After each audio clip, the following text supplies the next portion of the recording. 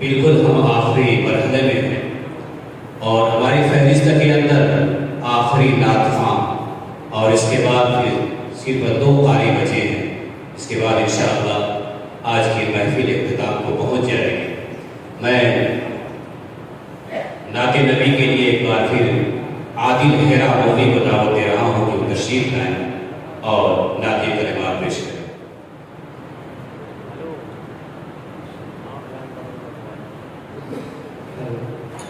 तशरीफ फरमा मोअज़्ज़ज़ शोहरा किराम, अस्सलामु अलैकुम वरहमतुल्लाहि वबरकातुहू।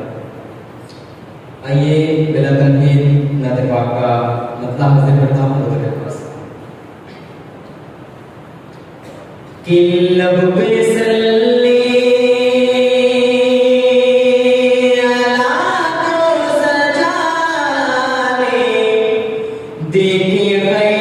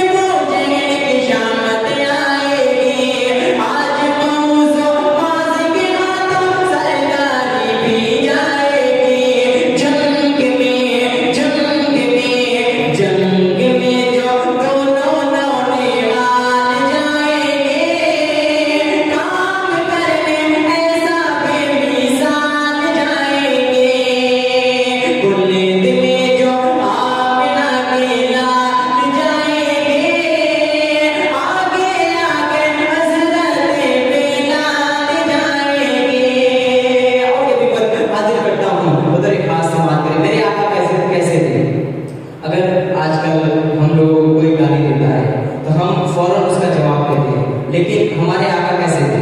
मैं बंद हाजिर करता हूँ, अगर एक बात समाप्त करें कि